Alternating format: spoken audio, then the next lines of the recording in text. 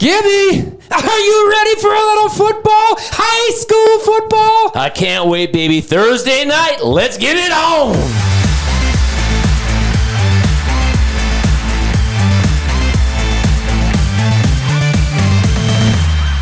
Live from the Justin Livestream Network studios, Scrib and Gib. Well, it's that time of the year. It's fall. You're winding down. Well, it's not fall. It's August, right? But it's that time when we start talking gridiron, high school football, then college, and then NFL. But let's not forget about one of the hottest teams in baseball. The Milwaukee Brewers have lost today. The first round of the first game of the doubleheader today. They did lose 4-6. They had a chance to tie it, and it did not work. But hey, our Brewers are still in first. And how are your Twins doing again? Well, they have climbed within 8 games of 500 at 58-66. I should just point out that they are 1-0 in their last one game. They went 2-5 last week. And if you tell me that the Brewers lost earlier today, that means the Brewers have lost 2 of their last 3. That's true. Yeah, I mean, they're struggling. They're scuffling. Scuffling. Wait, did you guys mention any of the Twins? What a fire sale. Oh, we did. We went on a really cut $250 million, so they got to do it somewhere. I was on vacation. Do you want to come over here and kick me again so I can remember it all? Because it was. All I know is the text we got, and I can't show those pictures because no. There's the letter from the Polad family followed by the letterhead and a certain hand gesture. Right. Yeah. That's called a one-finger salute. Yeah. And it was appropriate. And it was appropriate. And by the way, might have went off on a podcast when you were out of the building. I might have had a little He went on a rant. Moment. He That's cried. Yeah. But the thing, Gibby, the one thing to really get Brinkman excited and actually Moose is you start talking farming. And those guys are grinning ear to ear talking about farming. Over there to help me out. I mean, they will talk about the corn growing. I mean, the cattle mating and whatever else was going on. I did look through our schedule for the Tigers. We do got to go to Wisconsin Rapids. Can you imagine if he goes with us? Moose and him I might have to drive.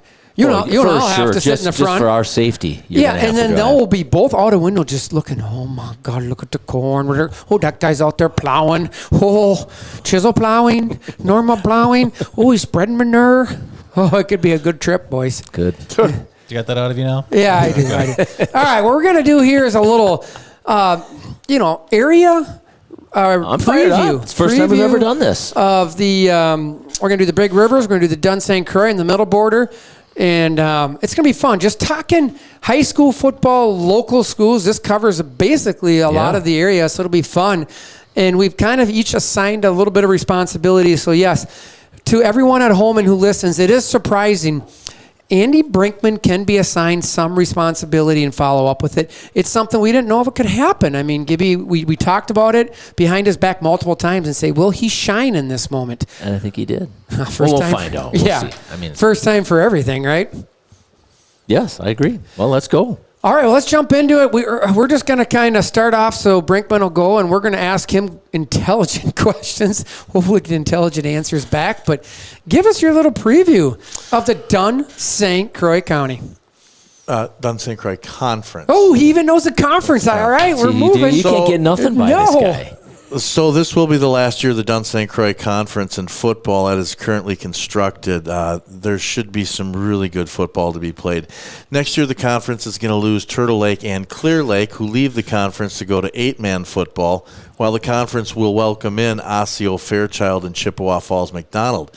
Interestingly enough, Chippewa Falls McDonald is currently an 8-player.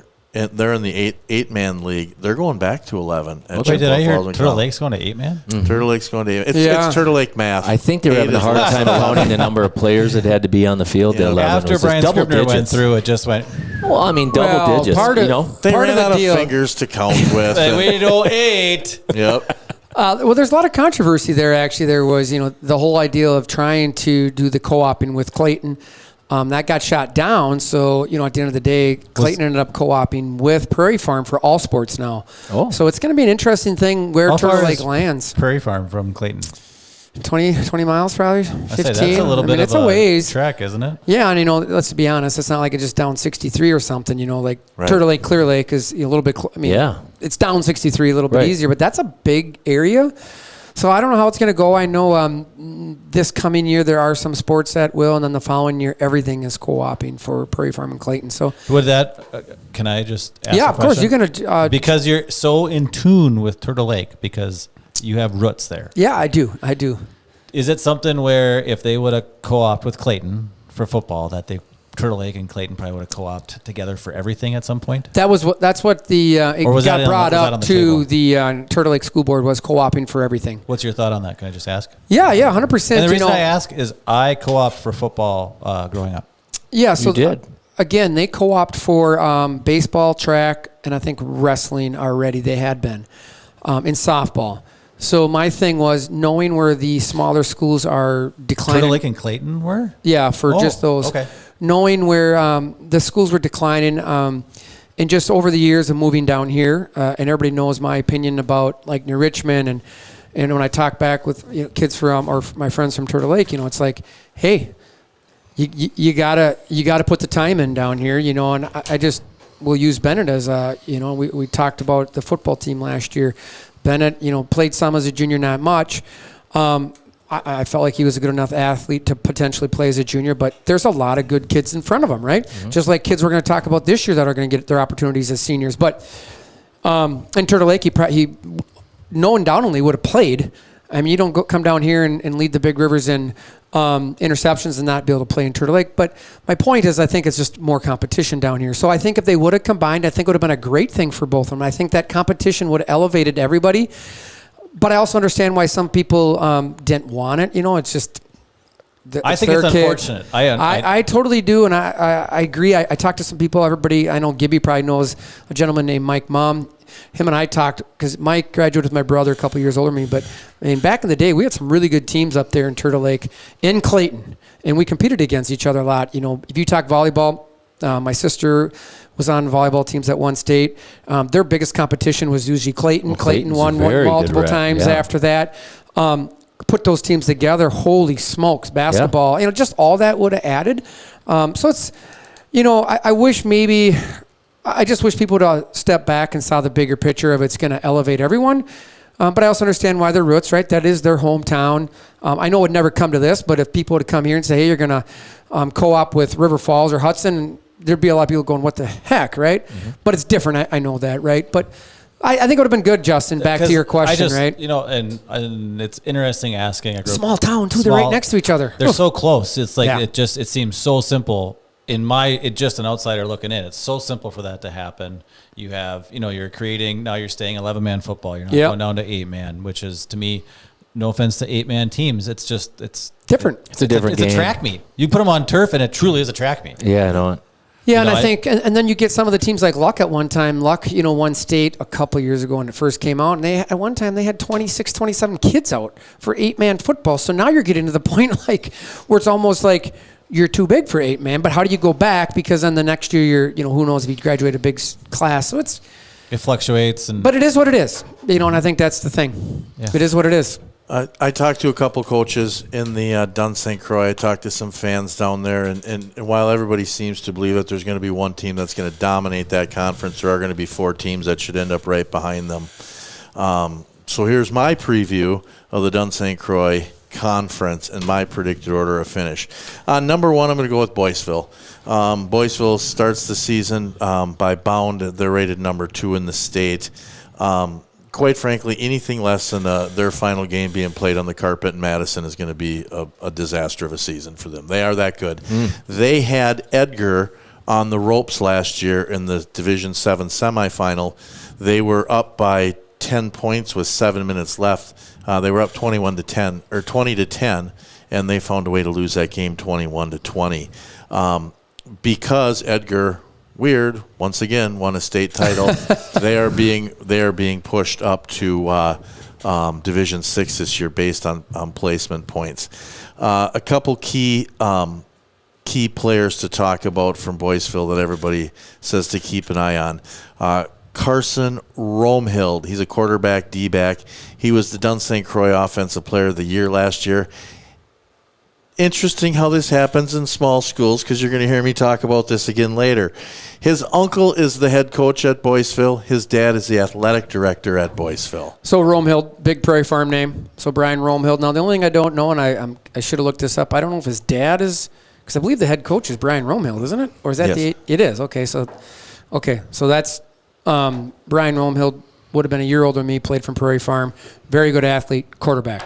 Sure. So very good athlete. Another kid they say to keep an eye on as you watch Boyceville play. And then I want to talk about Boyceville as a team, some things that people told me. Zach Helladrug. He's a 2-time state wrestling champion at heavyweight. He's 6'3", 250 pounds. He has committed to North Dakota State to play football. Oh, wow. Man, So North Dakota, man. We are coming their out of hotbed. Boyceville. Yeah. It's crazy. It really is crazy. So one of the things that a coach talked to me about is how last year set up Boyceville for this year and years going forward. As they said, so what people are telling me is expect a lot of 35-0 games at halftime that Boyceville plays this year. But that's going to get sophomores and freshmen into the game. Mm-hmm. And as one coach told me, you want to pack your weight room, let sophomores play varsity football and get them some playing time, and especially in these small schools. So look for that. Realistically, you guys, they start the season, as I said, number 2 behind Kenosha St. Joseph's, who they wouldn't meet until the finals anyways. But the hopes are very high, and the expectations are there in Boyceville that this is their team. Awesome. Can't wait to watch them. Yeah, they should be really fun. The second place in the Dunn St. Croix, I have Glenwood City. Shane Strong's a veteran coach there. You know, he's got a state championship there. He's going to have them back in the hunt this year. They have a seasoned, tough, great athlete in quarterback Brody Olson. We might know his father here quite well. Yeah, Patrick Olson. Patrick may not even be the best athlete of the husband-wife there with his wife Holly. She was a premier athlete at Glenwood City back in the day. They have an excellent receiving core that's led by all-defensive player Brody Reba, and they're going to have some strong line play on both sides of the ball. They got some big palookas that can get out there and run with some speed, so that's going to be interesting. I have Glenwood City finishing second. Third in their hold on here. What's a palooka? Thank you. Isn't that what Barry Alvarez used to call the big offensive linemen? That's what you want, is the big palookas or palunkas or whatever you call them. Fine, I won't use it anymore. We'll go with it. Yeah. All right. Third place, I actually have Turtle Lake this year, just because of the fact that they got some really good athletes on that team. So quarterback, linebacker, Brody Tarman, and obviously you know about this guy, Scrib. There are coaches out there that say he could quite possibly be not only the best athlete in the Dunn St. Croix, but he could be up there in the conversations about pure athleticism in western Wisconsin. And then the other kid that everybody talks about is Brandon Wagner, who Scrib, you and I watched play at state basketball last year. So he's 6'6". He's a stud basketball player. I mean, and he's got the wide body. He's not a svelte 6'6". Okay. He's a big bodied kid. Wow. Interesting tidbit there is that his mother is the basketball coach at Turtle Lake for the boys, and his dad is the football coach. Correct? 100% correct. And the Tarman kid I know pretty good. You know, like you said, very good athlete. Definitely, I think Gibby would agree, probably takes the talents from his mother. Mm-hmm. You'd always say. So, unfortunately, Keith, buddy, I don't know. Sorry about that. Obviously, I know that family well. His dad was a good athlete up there. Was an 8th grader when I was a senior. So his sisters were the big basketball players at Turtle Lake. Still got a twin sister there. So that's going to be a fun team. I went and watched them play last year against Regis. Hold on, your hand's up. Yeah, I see it. Against Regis. Thanks, boss. And he's a pretty good. He can move around. And like you said, the Wagner kid, that's a target. Yes. I think what you're going to see from any small town, right, is can they block, right? That's the key thing. And then obviously everybody's going two ways up there. So they got a good running back in Brandon Wright. They got another Luke Moen, I know, is a pretty good defensive player. Some of their players are just smaller in stature. There's just not as many kids up there to pick from. But that's a good, tough-nosed team, and it'll be fun to see how they do against some of these better teams like you talk about. Yes, Moose, you had your hand up. Was that your logo when you were in high school? Yeah, I mean, that looks tough. I mean, That's not a Teenage Mutant Ninja Turtle? in a wrestling singlet? In a wrestling singlet? That says TL on it. Yeah. Turtle. I mean, you got off a Lick, bus lick. with that on your helmet, man. Yeah, That'd be tough. It is what it is. Actually, that looks like that. What's that? It's actually not a brown turtle. For some reason, that's a brown turtle. But it kind of looks like snapper? It looks like a Franklin on steroids. Looks like a Wow. Like Franklin, you know what Franklin is? That We've all might have watched been a Franklin. picture of me when I came out of the Oh, we weight room. had that once. Remember, he had the old Turtle Lake tattoo on him. Oh, I couldn't pull that out of the archives. But it will anyways, be fun. Brink, It will be fun. And remember, Brandon Wagner is a senior, and then Tarman is a junior. So Tarman will have to transition to 8-man football next year, which will be different, right? Yeah. When people talk, Tarman, I guess, has a ton of speed to him. Can you imagine him on an 8-man football team? Right. I mean, that just turns into a track meet. Does Wisconsin 8-man play in the regular size field, or is it smaller? No, let's shrink it down. They shrink it down. Yeah, so many yards on each side, right? Yep. Okay. Yep. I think Minnesota 9-man shrinks it down. Yes. North Dakota man does not. Really? Oh, wow. So That's they a play wide field. 9-man football on a really wide field. Oh. Can you imagine? So Hey, you get one speedster. good old Richland Colts, I think, did pretty good because they had like a track team. Yeah. Literally, it was a all-out whoever, and then they played on turf. When they got into the higher playoffs. All right. That's enough about North Dakota again. The Dakotas. Moving on from third, the team I picked third. So number 4 is going to get me in some trouble. I know there's going to be some people out there, my friends, that are going to say, "What the heck are you doing?" But number 4, I have Spring Valley, and what's interesting about that in the Valley is every season that Ryan Capping has been the head coach at Spring Valley, which he came there in, I believe, 2014. It's either 13 or 14, I can't remember. Spring Valley has finished first or second in the Dunn St. Croix Conference. This year is going to be a learning year for Spring Valley athletically. They admittedly, I was talk to people and they're saying, "Hey, we're down," but they have some really great classes of athletes coming up. Mm-hmm. Like their 5th, 6th, 7th, and 8th grade are just loaded with stud boy athletes. So they're really excited about the future. But this year they say it's going to be tough. The strength on both sides of the ball is going to be up front. They do got a couple kids that are going to be able to be up there.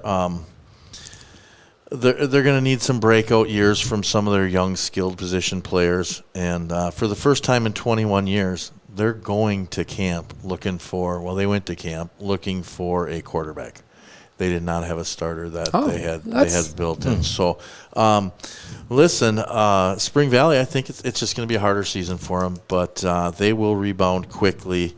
They do start the season, according to Bound, as the 13th ranked team in Division 7, but the people I talked to seem to feel differently about that.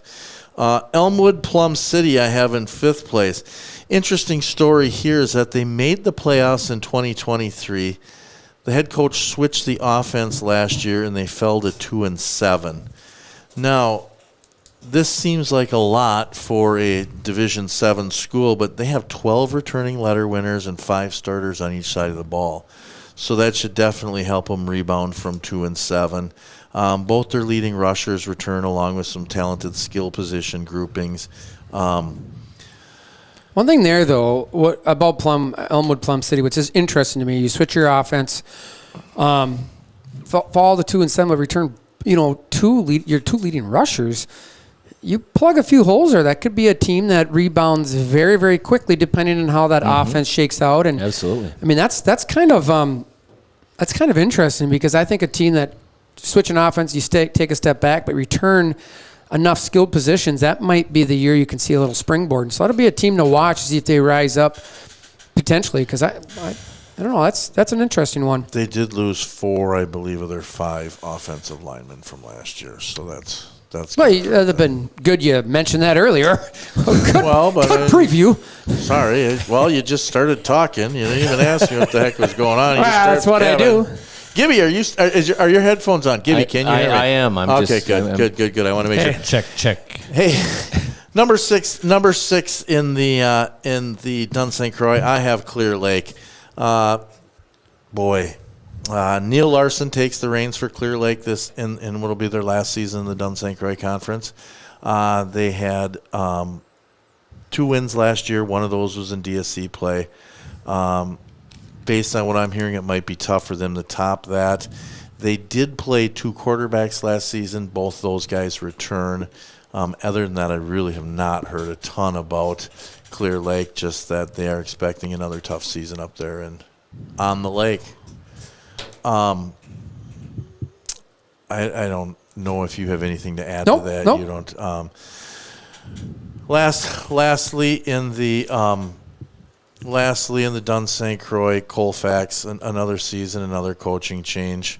Mark Pankow is now in charge of tasked with ending a 35-game conference losing streak. Oh, that's in Colfax? Yes. So there's more here. You'll like this. In doing a little math, he is their 3rd head coach in 5 years. And I also went back and looked. I was wrong. They've had 1 winning season since Jason Eckert's last year there. Okay. Jason Eckert then, left there, came here, was the head coach. And then when Badger came, he went down to offensive coordinator and has remained there ever since. So it's been a while. But they did go 6-5, I believe, in 2014. It's one of those teams that you just cheer they get a couple wins for the kids this year. So, and there you have it. That's what I have for the Dunn St. Croix. Again, I think it goes Boyceville, Glenwood City, Turtle Lake, Spring Valley, Elmwood, Plum City, Clear Lake, and Colfax. I'd like to thank the people that were willing to help me put this together. They gave me some good insight. Obviously, I don't get to see these teams play all the time, so I appreciate it. Oh, and I also wanted to mention Dunn St. Croix schedule for week 1. Independence Gilmanton is at Boyceville. Royal is at Clear Lake. Whitehall is at Colfax. Pepin Alma is at Elmwood Plum City. Oliva Strum is at Glenwood City. Durand, Arkansas is at Spring Valley. And the only team in the Dunn St. Croix that has to go on the road this week is Turtle Lake, and they go up against the University of Wisconsin Regis. Yeah, that's about how it is. And they just roll into Turtle Lake, just so you know, with a coach bus. There we go. Yeah. Oh, really? Sure. Yeah. All right, Gibby. All right, man. I have been tasked and very happily been tasked with the Middle Border Conference, the conference we used to play in, back in the day. A lot of familiar teams here. I will touch base right away and give a little shout out to the Baldwin Woodville Blackhawks last year, who were the conference champions. Matter of fact, they were undefeated. They only went down to Racine St. Catherine in the championship game down in Madison to get that silver ball there, as you can see on the screen.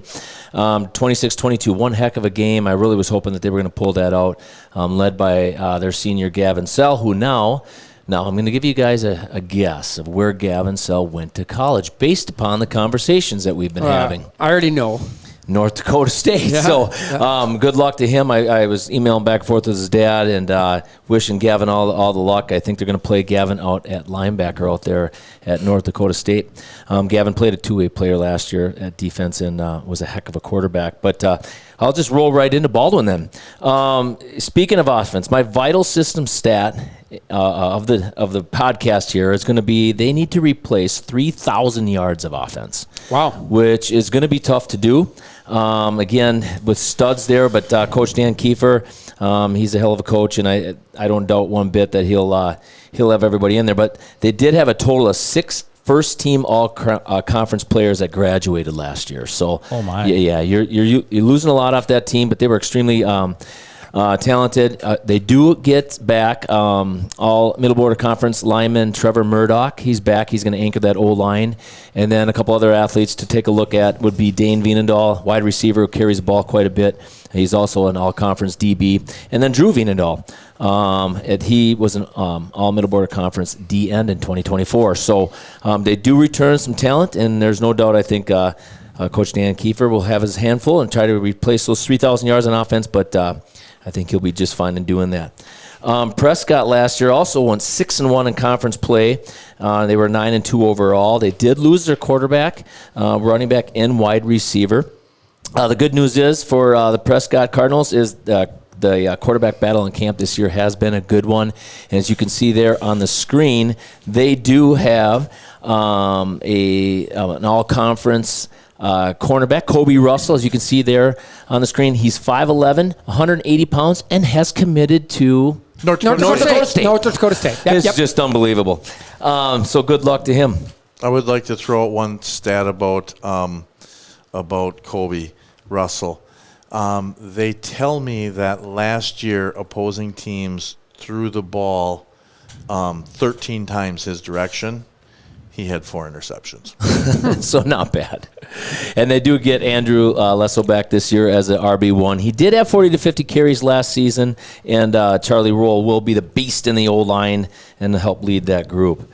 So that's what we got there. Then we have Ellsworth rolling into Ellsworth down there. We got Rob Heller has a huge role to fill on his offensive side of the ball. Lucky he returns, a proven leader on to help with that. In other words, Ellsworth can definitely win the conference if they find their bell cow to carry the ball early in the season. They did lose 1,000-yard rusher Braden Anderson to graduation, but they do return 1,000-yard passer Jack Stultenberg.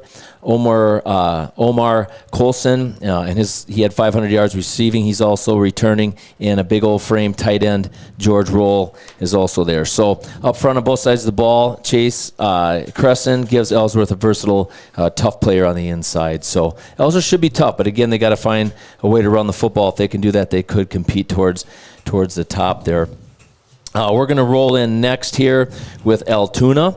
Altoona is going to be led by senior quarterback Sawyer Van Vliet. He threw for about 1,000 yards last year, rushed for close to 500. He's a very, very skillful player that gives defenses a headache. So a lot's going to be resting on his shoulders on the offensive side of the football for Altoona. Defensively, we're looking towards Isaac Johnson, who was a top 3 linebacker in the middle border last year, and he returns to anchor that defense. Let's roll into Amory, Moose. We got another photo here. We're going to roll into Amory. The one name that's going to stick out to me right away is, as you can see on the screen there, is Jacob Maxson. Very, very talented athlete. He's a quarterback, running back. He was an all-conference kicker and punter last year. He's an extremely gifted athlete in multiple sports, and so they're going to be looking to ride him. I do know Amory's a little bit in the struggle bus. They did graduate quite a few kids, and I guess low numbers this year. I think maybe if you've heard of that too, Brinkman.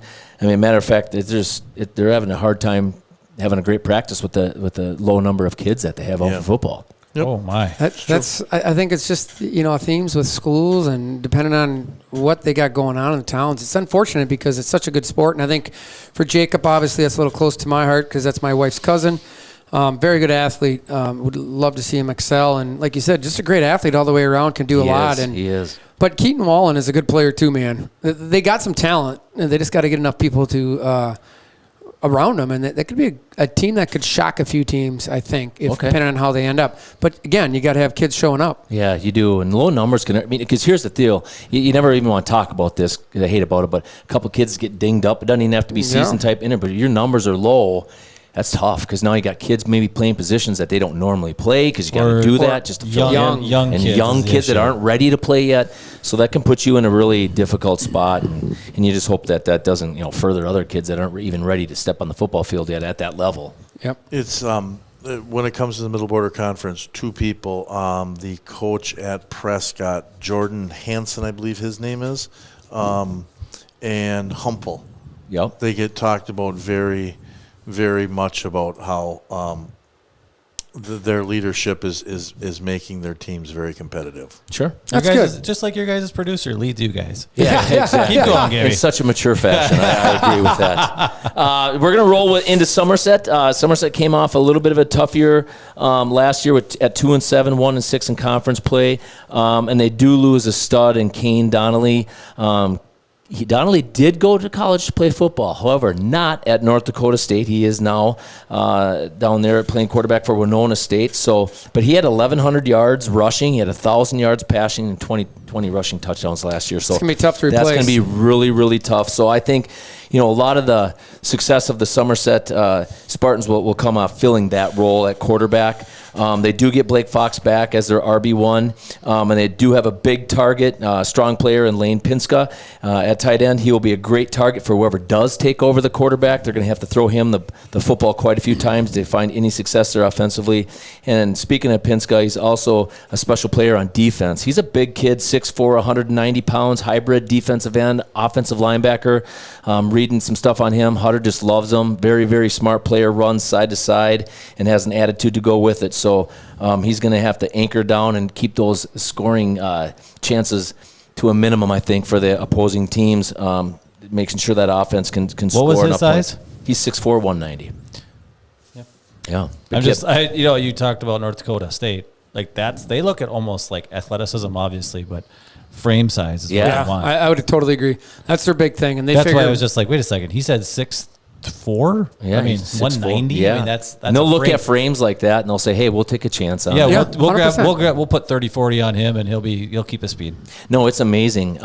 Even kids, I remember kids being recruited, and I think I may have told you guys this story before, but offensive linemen, you can really see that. Like, I remember this kid comes in at Augie one time, and they're like, oh, we need to get this kid, and he's like 6'6", but he was like 190 pounds. Offensive tackle. I'm like, why are we getting this kid? He's wind blows, he's going to go up. But it was incredible. By his sophomore year, he was over 300 pounds. Yeah. And not like fat. You know what I mean? Right. Like Big boy. I mean, they get the gut, right? They get that because they want to do calories that. on Yeah, and they're packing calories. But the kid gained like 100 pounds. It was unbelievable. And then he graduated right around that 310 or whatever. But those athletes, they just say, look at the frames, the hands, the wingspan, the everything, the feet. They just dad, mom, whatever. They look at all of it. Where was that at again? At Augustana. Sorry, I don't have the BP, but victory position. It's not what he saw there, but that's fine. So that wraps it up for Somerset. Then we're going to roll into St. Croix Central here. Last year, they found themselves in some unfamiliar territory. They were 3-4 in conference, 5-5 overall. But as usual, SEC they'll have good size. They do return 7 starters on offense and 4 on defense. So that's at least something to build off there. And they're a hardworking team. Linebacker Will Frederick is one. There's one player coaches say that you got to know where he is on the field at all times, so he's going to have to lead that defensive unit to make sure to keep those games close. So we've got that right now, and let's see. I think how this thing's going to work out, gang. I do think Prescott, Baldwin, if Ellsworth can find their running game, they're probably going to be the ones that are going to be battling for that top position. And I think St. Croix Central, Somerset, Altoona and Amory, they'll probably be battling to see who can show up and maybe surprise some people and see if they can find their way to the top. Am I missing something? Isn't Osceola still in the? Oh, did I forget Osceola? And St. Croix Central. I just did St. Croix Central. I'm so sorry. I'm so sorry. And now I'm going to get a hard time from my buddy Scott Newton. Did you get Ellsworth? I'm going to get a hard time. Sorry, Coach Newton. Sorry about that. Osceola did fall to 2-7 last year. This is going to definitely be a rebuilding season for them. They do return all their skill positions, which is a good thing. Connor Lumen is set to return as a quarterback senior. So again, you can always surprise some kids when you got some senior leadership at quarterback, and so that can really carry some wins for you. I got Riley and Jack DeMoe. They will be 2 of the 7 different ball carriers, and they do have an Elliot Havlish. Avlish. It's H. You spelt it wrong. Oh, did I looked it up. Sorry. Yeah. Havlish. That's okay. He's from the Richmond. He is a returning fullback and middle linebacker. Now, the cool thing about him, we talked about this. Havlish he went 45-9 with 9 pins as a freshman as a heavyweight wrestler. So he took fifth at state. 215. It was 215 that he wrestled that last year. So yeah. 5'11", he was 210. Wrestled at 215. Returning skill positions. Osceola was good. They were tough. 10 years ago, give or take? Yeah. Well, like I said, Coach Newton's always got those kids playing tough, and sometimes it just happens, right? In some of the smaller towns, you maybe get a little bit of a drought, a little bit, but they will have 3 receivers, all over 6 foot. The biggest question is their line play and how that will hold out. But again, Osseo loves to run the football. They generally right around about 85% of the time they're going to run the football, so they're definitely going to need to find that offensive line, be able to open up some. They still run a 3-back holes. system? I'm not sure what offense they run. No, and their defense was studs, though. What I have down here was the defense only surrendered 251 yards in conference play last year, which is incredible. Yeah. So sorry about that, Osseo. Sorry, Coach Newton, and sorry about forgetting you on that. All righty. I got lost in my papers there. No offense to the other conferences, but I think we may have saved the best for last. We got one thing left here. Are you going? We should talk about the schedule for this week if you guys want to hit that. And then I do have a couple things that I want to add from when I was talking to people. Middle Border Week 1, Ellsworth at La Crosse Logan, Toma at Baldwin Woodville, Fall Creek at Altoona, Somerset at Bloomer, Northwestern at Prescott, Amory up in Grantsburg again. They had to move the game there last year because the field wasn't done, and they get to go back again. Oh, they didn't trade him? No. Oh, no. St. Croix Central at Moston and Osceola at Merrill. Week 1 for your Middle Border Conference. One correction, and I do see it is written here wrong. They surrendered 251 points, not yards. And that's a lot. That was tied with Somerset. I'm like, I just try. All right, I'm going to go with it. So you should do your own homework from now on. Well, that's okay. Well, it's he did a his typo. homework. I just helped him. Come on. Did he do your homework too, Scribner? No. Because he didn't do any. Yeah, I didn't. So very interesting when you talk to the coaches this year in the Middle Border Conference. Number one, they all talked about their depth problems. They're all like, we are one kid away from finishing at the bottom of the pack. We are 2 kids away from having huge seasons from being an upper echelon team. Yeah. But what a lot of people really told me about this year's conference is it's going to be almost like a 3-3-2. You're going to have 3 teams that are going to battle for the top. You're going to have 3 teams that are going to end up in the middle that are going to be fighting each other, and you're going to have 2 teams that are going to be at the bottom that are going to have tougher seasons. But Middle Border Conference has been a hell of a football conference for a lot of years. For a long time, absolutely. So I would expect them to return to that because, that's what they do in that conference. I mean, once again, last year, one half of the state finalists was from the Middle Border. And it wasn't that long ago. We went, 7-8 years in a row with having in the D4 finals. In 1 year, back in the old 90s, we had 2 teams from the Middle Border down there representing. Crazy. So, yeah. Crazy. All right, now like Moose Muscle said, right? And the Cedar Lake race to the finish is going to be the Big Rivers Conference. Who's going to get to the top of the Big Rivers this year? Hey, if you forgot who was there last year, look at Gibby's shirt, 9-0, undefeated conference champs.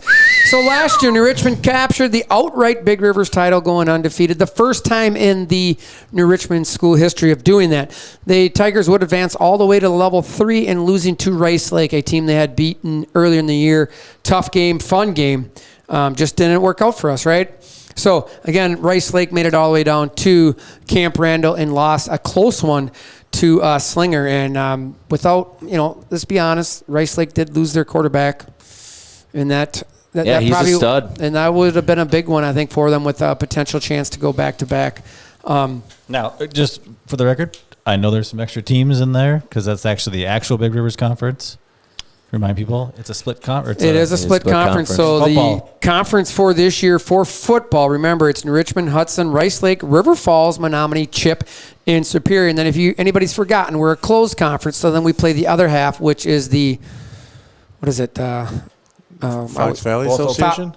No, not Fox Valley, but the FVA, isn't it? I thought it was Fox Valley. Is it? Well, anyway. I think it is Fox Valley. It doesn't matter. We play them. So they play it's the Wisconsin Valley. Wisconsin Valley. Yeah, I had it right here.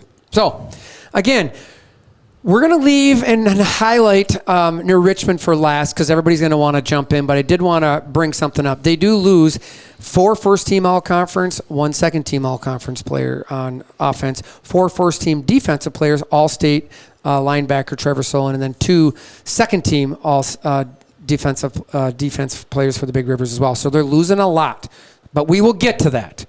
But let's go here. And I'm just going to run down, and I'll tell you the order that I have them in. A little bit different than how other teams are doing it. So a couple things to think of here is Hudson right away goes to the top of mind. They're going to be a really good team. We all know they were good last year, right? That was a heck of a game we had to battle. We got lucky. We went in there, and we did at home. It was a great game. And, man, what a game. But that's going to be a team that I'm going to look forward to just keep an eye on. Talking to some people at work and some people around the conference, they're going to be big up front defensively. 6'3", 6'4" across the board on the front four, and the linebackers are not much smaller.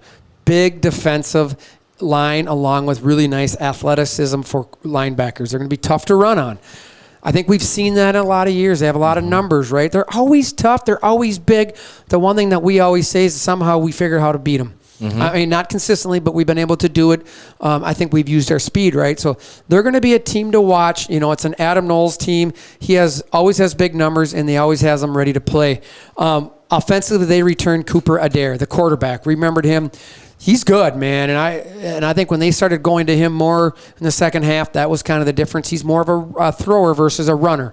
So they're going to return him, and I think that'll be a big one along with Peyton Pingle. Peyton Pingle, the running back, earned second-team all-conference last year with a team-high 651 yards and 14 TDs. Again, Cooper Adair, the man on the offense, he's going to be tough, 918 yards passing, 11 TDs, and he's also ran too. So, but he's definitely more of a passer, Gibby, than we saw in what's his name before he got hurt. Well, I know him too. But anyway, the other quarterback. But the other quarterback looked more to run, and then he got dinged up when they brought in Adair. That was a difference, I thought. So yeah, I'm just Adair glad will be a senior this year, so they're going to be tough. I'm just glad that Lazard's gone. Yeah, I feel like I've been saying his name forever. Yeah, and I, we did a nice job. Munson did locking him up last year. Remember, Murtha's only 6'6", 6'7". Yeah, but is he as talented? He's pretty good. Is he? He lit up Rice Lake. Oh. He's the one that caught a lot against Rice Lake when they blew Rice Lake out. So Lazard was something. Very good athlete, right? Going down to Mankato State for football. But I do think that there's a lot of talent every year. Next man up. Yeah. Hudson reloads every year. That's a big body, 6'6", 6'7". Hudson's going to be a tough team, I think, this year. And that's one that watch for them towards the top. Mm-hmm. I mean, they always are every year, right? Yep, absolutely. And I think they'll be tough. A team that I think is going to be interesting to me is Rice Lake, right? A team that's gone to back-to-back state title, back-to-back state championship game, won it 2 years ago, lost last year. We broke their long winning streak, 17 games in a row before Richmond knocked them off up in Rice Lake, and then give them credit. They came back and knocked us off down here. They did lose a lot, but every year they continue to reload just like New Richmond does, right? And their offense is tough to stop. That is a tough offense to stop. It is very tough. They teach it well. They teach it well, and I think that's the biggest thing that is a struggle for everyone unless you can do it. Now, fortunately, I confidently say that defensively we played really good last year. We were able to slow them down, and I think that just offensively we couldn't go in against them in the playoff game. So I think we're fine defensively against them. We'll just have to see who they replace at quarterback, who they replace. Strand has gone up there. I mean, not too often you say Strand can run the ball. They said it all the time back in about 1998. But they're going to be a good team, but they do lose a lot. They lose Lucas Peters and Connor Durand. But they do return Cale Goggo. He is a heck of a large offensive lineman being recruited by multiple areas. I do know his father did graduate was a classmate of mine at Turtle Lake. Very good family. He's excited for the season, so it's going to be fun to see who they have. And then they also have Aaron Hoffman, a big linebacker. So I think Rice Lake in the conference is going to be a team to watch. I got them in the middle of the pack, right? They lost a lot offensively. Look for them to stumble a few times, but definitely gain some traction as the season goes on. River Falls. Now that's an interesting one, right? They returned the quarterback Tino Masso, threw for 1,700 yards, 19 touchdowns last year, and all-conference second-team recognition. They also got Nick Stalwright's cousin, on the team as defense, but they also returned Joseph Tarawisik, the running back, all-conference second-team last year, rushed for 1,000 yards, 10 TDs. Now, what's interesting about that, I know we talked about a lot last year. He gets a lot of carries. I mean, a ton of carries. Even when they're up a lot, it seems like they it's the same thing they did the year before with I can't think of the guy's name. Number one. Yeah. And they feed him. Jacob something was it? Yeah. But it's just a team that seems like they love to hand the ball off regardless, right? Mm-hmm. But I think they also got the big Sam Simpson, the offensive lineman. He is an Indiana recruit. He's going to Indiana, so that is something to watch. He's one of the higher-rated offensive linemen, number 2 in the state. He's only 6'4", 295 pounds. So he's bigger than what, Gibby? You? Do you know what he's? What does he call it again? He's bigger than my bathroom. Oh, I see. Yeah, big guy from Eau Claire North. Oh, yeah, he's bigger than my bathroom. Well, it's true. There's a lot of them in there in that conference. But Indiana. But about Masso, again, I think that's going to be the key. Against New Richmond last year, we did a really good job against them, right? So I just was one that I've been told, I think he might be coming off an injury, somebody said. So that's up in the air, but he's 6'3". He's a big guy. So again, I just want to see that team put it all together and to be really competitive again. One thing, they do lose Eli Johnson, right? Yeah. An Iowa recruit, along with Preston Johnson going up to Moorhead with Munson. So I think they lose more than people are giving credit to. For us, you think about what we did, right? Like we put Munson on Eli most of the time, and that was what we were looking to do, and Munson shut him down. Right. So I think they lost a lot, and that's just going to be interesting, the dynamic down there, how they put it back together. Defensively, they're returning 7 starters. I think it's going to be a season to see, are they back to what the Wildcats had been for quite a few years, right? They were tough. They were tough, 100%. So it'll be interesting to see.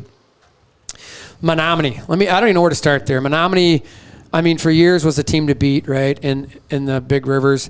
They've changed coaches, right? And that, they brought in a former alumni, Sins, and he hasn't been able to put it together. Lost a lot of talent last year. That was a big senior class, very similar to New Richmond's. They had a lot of receivers. They had some big kids, and they lost a lot. So I think it's going to be something to see. They won their first 5 out of 6 games, and they dropped, and they really started losing towards the end of the season. That was just a big thing. We remember them, right? We were up 28-zip on them. Mm-hmm. Game's over, and they're still playing their starters, which I get.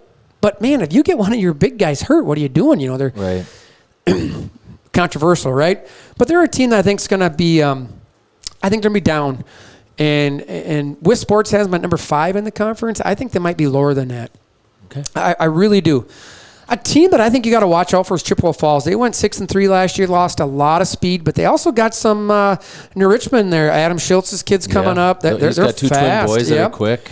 But they also got Noah King, the number 16 offensive lineman in the state, 6'5", 295. Rounded out with his teammate Carson Parker, number 17 in the state, at 6'3", 265 pounds. Yeah, so they're just big. They always have those big linemen. We were talking about that. They're both Division II recruits. Talking to some guys that I work with that have gone against that grade specifically. They said, man, they're just big. Yeah. And they got speed. Now they lose some of that high-end speed that they had last year on the state track team, specifically a couple of those relays. But that's a team, you know a lot about them and Coach, how do you say his last name? Rakovich. He's done it every year in and out, back and forth. Always good, right? They drop down one year and the next year they're right back at it. Or they'll, we went down to beat them, but then they knock off a couple really good teams. So they beat Hudson that year. Yeah, it's a team that you got to watch for. Which brings the best out of his players. Rakovich just went into the Wisconsin Football Coaches Hall of Fame this year, too. So, he's done it for a long time. Yep, and successfully. Yeah, so the freshman and JV squads last year were both undefeated. And I think that says something. I agree. And I think, now how do you fill in a couple of those spots specifically on the speed and just filter things around those big offensive linemen? Look for Chip to be towards the top of the Big Rivers. Yeah, well, my little could be the little last year where they had us at 6, didn't they? Yeah, they had us last year at 6, but they did really call low. out. Remember that? Wisp Sports did say that if you remember, they did have New Richmond at 6, but they also said, I got to hear right here. They could just as easily win the conference. If certain players mature for them. They returned, yep. So, wow, how many times did you read that? Are you that smart where you just remember this stuff? It's sports. I'm walking. Everything but. A team that Wisp Sports has them towards the bottom. I'm not going to say a team that's going to jump towards the top, but this is definitely a sleeper team is Superior. You have second-year head coach up there, Rob Scott. We saw it when we played us. He played us tough right to the end. Again, another one where we're up big, but 49 rip, and he's still playing his seniors, his juniors. But again, remember, he's getting reps for that team. I think this is a team that's going to win a few games this year and give some teams a struggle, but they will still in my mind, be towards the bottom, but they could have a better season than people expect. I just think, again, you're returning 8 starters on offense, including Carson Smith, who did some play at quarterback, as well as the leading rusher. So they're returning some key players. Yeah. along, like I said, 7 starters on defense. So this is a team that I think watch for. Yeah. And watch for the growth that Rob Scott has shown through, he was down at, was it North last year? Memorial the year before. So a pretty good, there's 40 letter winners back, man. Right. Again, just the depth, that means something, I think, in football. All right. The team that won it last year, the Arner Richmond Tigers. This is a team I'm excited to see this year, right? We think about we lost a lot. Let's just call it what it is. We lost a lot. But I also think this is a team that's got a lot coming back, right? You got Nick Stelride, who was the first-team all-conference quarterback, threw for 1,700 yards, over 22 touchdowns. I saw him walking through the gym. I really feel like he's at the perfect football weight right now. We saw him come in last year, basketball, probably a little bigger than a lot of people expected. He has definitely put some work in the weight room this year. He looks good. And I just know from the scrimmage last week, talking to a few folks on that happened last Friday, said he looked good. Threw some nice passes. He was moving around. Looked really good back there, and I think that's going to be the key, right? But also then who's he throwing to, right? We lost all-conference receiver, Aiden Eckert, Alex Ani, Max Kredovics, some people, all-conference running back Joe Hepner. Who's going to be the guy that's going to step up and catch the ball? I think you're going to see some surprising names. You could see Parker Rohde up there. You could see a Langness kid. You could see Josh DeGear, Luke Efforts. Carter Comroe we're high on, not just because of Vital Systems, but Carter Comroe had a couple good games last year, just came out of nowhere, helped in the Rice Lake game. He's a big body kid I've been talking to a lot about. He feels really good. He's excited about the team, thinks the team's going to be good. And another kid who's put his time in the weight room. He's a different body kid than he was last year. Yeah. So. And then you got to remember, the Tigers also got an offensive lineman that's going to be really good in Mac Reardon, Matthew Fowkes, which I'm excited about. Those two guys, 3-year starters coming back. But watch out for the sophomore Drew Gretzlock. That kid is big. I don't have his exact stats. He's about 6'3", probably 240, 250. He's mean. And he's a pretty good he's only a sophomore. He's only a sophomore. He's a heck of a basketball player. That's going to be fun to see. And I think that, and then you got Carter Clay. He was supposed to be the expected guard last year that wasn't able to play due to an ankle injury, kind of came on towards the end, filled in. Their line's going to be tough. And you're sitting back there with a guy named Austin Whittick running the ball. Yeah. We're all excited. He's put on 12 to 13 more pounds of muscle. I've seen him. He's ready to go, guys. And then you got Tavian Brandt coming back from 2 knee injuries, looking good. All I'm going to say, we might be calling another Hepner touchdown in the first game of the year. That's all I'm going to tell you. Yeah. Ben looks good, man. Watch out. He looks good. Another sophomore. For the sophomore. I know they gave him a little jet sweep. Maybe I've been told at the scrimmage, and he might have took 2 to the house. Now, again, it's a scrimmage. Right. All I've been told is he got to the corner and he outran some people. Unfortunately, that is their last kid. Yeah. Why'd they stop? We gotta talk. Come on, Andy and Andy. Andy and Mr. Andy. You guys couldn't keep on going. Come on. Selfish of them. But take the strand approach. But I do want to call out. I think there's a lot of awesome talent on the offense. They're going to have to find a few more receivers. I'm looking for Braden Yeski to step up too. I think he's a little shifty speedster that's going to be fun to watch. They returned 30 letter winners, but they do just return 3 starters on both sides of the ball. That's the big one. But let's not forget we talked about Nick Stelride. I think we had a picture up there. Did you throw him up there? Oh, yeah. Sorry, he's behind it. But then let's not forget about the defensive side of the game, right? You got the one and only the missile.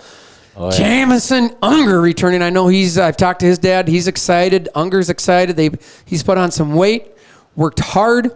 He looks good. I've heard he's put on quite a bit, and he's got speed to him. He's got the size to him now, and he might just have a little bit of attitude to go along with that. Yeah, which is exactly what the missile needs, and exactly why I love that kid, and I can't wait to watch him, loosen a few fillings throughout the season here. The one thing that I will say is, again, it's a team that's got to find a lot of people, right, to step up. But think of the kids like Oliver Hedges we saw last year. He's gotten bigger. Jack Fitzgerald is big. Jack Fitzgerald, holy moly, he's big. Yeah? He is ripped. So he's like a Dennis Rock, Trevor Solon type player, big. I mean, he just got big. I think it's going to be fun to watch. We saw him a little bit in there. When he played, last year. When the score got out, on the right side of it. So Keegan Langness will probably step up, play some corner, look for Parker Rohde to play potentially both sides of the ball, I've been told. And talking to Parker, he's excited to be able to do that. There's a lot of kids that are going to have to step up and be the next offense or defensive player for the Tigers, and that's going to be fun to see. Mac Reardon and I think Matthew Falks will play a little bit of defense, but I think they're going to try to, just based off what I've talked to some of the guys, is they're going to try to play a little bit of both sides of the ball in the nose tackle. So it's going to be interesting defensively, guys, right? I think we'd all agree. Is that first couple games, right? Remember lastly, I'm looking at Gibby's shirt. I remember driving home from Marshfield last year. Yep. We won 6-7. Right. Yeah. So it was crazy. Everybody just kind of had to find their spot. And but that talked you off the ledge. You literally got to a corner. I had to drive you two home. A couple things I do want everybody to think about. So this is the order that the Wisp Sports has. I'm going to tell you that. They have the order of New Richmond, Hudson. Oops, I got to go to the next page here. Sorry. New Richmond, Hudson, Rice Lake, River Falls, Menominee, Chip, Superior. Now, they have one right in there. New Richmond. Maybe two. No. Superior. I'm sorry. They're getting there. But the one thing that I say is my heart, and Gibby always tells me, I don't bet with my heart, I bet with my brains. Well, I'm unlike Gibby, where I'm going to say true to the bone here and just say, hey, at the end of the day, we're New Richmond Tiger fans. Somebody's got to come knock off head coach Reggie Larson and the New Richmond Tigers from the top of the spot. Why do they have to kill him? What's wrong with Reggie? I like him. Don't knock off Reggie. So, what's wrong with Reggie? He's my friend. I think it's going to be tough. I do think the Tigers, it's going to be a tough one. I think Chip's going to be up there. Hudson's going to be up there. I think it's going to be bad. We say it every year, guys, right? It's the big rivers. I ran into a guy at Texas Roadhouse last night. We took Bennett out to eat before he went down, before he's getting ready to go off college, and talking a little football with this guy. And he's like, it's every year, right? It's a big rivers. It's tough. Yes. We called it the gauntlet we went through last year, right? With Hudson, River Falls, Rice Lake, and Chip. I mean, our schedule this year is tough too, right? We start off with Marshfield, and we got North, and then we got Chip, Hudson, and River Falls. And I think River Falls is homecoming this year. So it gets tough quick this year. Our crossover games are at North, Eau Claire North, and at Wisconsin Rapids. So some fun road trips. Mm-hmm. So that is my Big Rivers preview. Again, I'm going with back-to-back conference champs by your New Richmond Tigers. So you guys in agreement, or what do you got over there? Cedar Lake final stretch? Is that what we're going to do here? We're going to come up with that was my Cedar Lake race to the finish was Tigers. All right. Well, Tigers all the way for me, so I'm never going to Wow. I didn't know if that would come from you. One of the coaches from an opposing team, one of the opposing teams from the scrimmage last weekend, he told me that he thinks New Richmond's defense is faster this year than last year, and he said he said the whole talk amongst the coaches is when you would watch New Richmond play, and he said, you don't understand, we'd see him like 12 plays at a time, whatever it was. He said, it's almost like they knew what the other team's plays were, how fast New Richmond gets to that ball. And this guy couldn't. He says their team speed is amazing at getting to the ball. So that was the second time I've heard this now. Yeah. And I heard it with a couple other people, and we're like, sounds about right because of the speed that we continue to see out of the town, right? Yeah. Mm-hmm. And I think we had some really quick, I think people forget how fast Dennis Rock, Trevor Solon, Munson, these guys were. But I think that is a true reality is the team could be quicker. But now what I'm looking for, are they ready to go? But I think some of that is the recruiting, and not the recruiting, but the scouting that Reggie and his staff does. I think we kind of talked about it a couple times on here, like, man, you're replacing a lot of guys defensively. A lot of guys have played a lot. Where will they look defensively? But it's so exciting to hear that. Yep. I mean, if they're quicker than last year, and I was talking to one of the people in town here, they don't have to necessarily be better than last year. If they're as quicker than last year and play like they can, we'll be just fine, guys. Because offensively, I think there's enough guys to fill in spots. I mean, Whittick is going to be tough. That offensive line is going to be... Whittick's going to be very tough. Yeah. The only thing that I called out is, Christian Roberts did such a good job at center last year. Like, we never set a bad snap. No, I don't think we had one once. I know, and I think that's I mean, that's something you just got to think about. It's going to be the second year in a row you're going to have a new center. Mm-hmm. So, and I think I know who. I mean, I got some positions, but I'm not going to say it on there. I think respecting what Reggie sends me, I have to do that. But I think that's what's exciting is that would be my only thing is like, can somebody step up? Because Christian took every snap basically last year. So can somebody step up and do that? I've been heard they've had a couple guys doing really well. So I'm excited. I don't know about you guys. I do know that there's been a link sent to some people that from the Marshfield paper, and they asked the coach what he's looking for, and he's like, New Richmond, game 1, never beat them. That's all they want to do is beat New Richmond. So let's bring it on. But that's what you want, right? That's where we're at. Want. People are coming after New Richmond, so that's exciting. Exciting stuff. What else you got? Got anything to add there, guys? Did I miss anything on the Big Rivers? No, we're good. No, did we talk about this week's schedule on the Big Rivers? Oh, no, I got there's some that. Interesting crossover games, obviously. Don't worry, all right, the crossover games. Hudson at Eau Claire Memorial, I think that'll be a snoozer. Hudson's going to do really good there. I am curious to see Superior at Wausau West. I just think, I kind of said I thought Superior might surprise a few teams, and it'll be interesting to see what they can do. Chip at Stevens and Stevens Point's going to be a fun game. Is that where you're going? Yeah. I think what? Chippewa Falls at Stevens Point. I think that's going to be a fun game. I just want to see what Stevens Point has along with Chip, because I think Chip's going to be pretty good. Then they got Eau Claire North at Menominee. Remember, North has a couple offensive linemen. They're big. Huge. Yeah, Eau Claire North is a big team. Rapids at River Falls. DC Everest at Rice Lake. That'll be a fun one. I think that's an interesting one. And then Marshfield at Richmond. So there it is. Week 1. Thursday night, baby. Let's go. Thursday. Remember, everybody, Thursday night. Thursday night, underneath the lights. Underneath the lights at Tiger Stadium. Tigers on Tigers. What do you got, Moose? You got anything to add there, buddy? No, I've got nothing.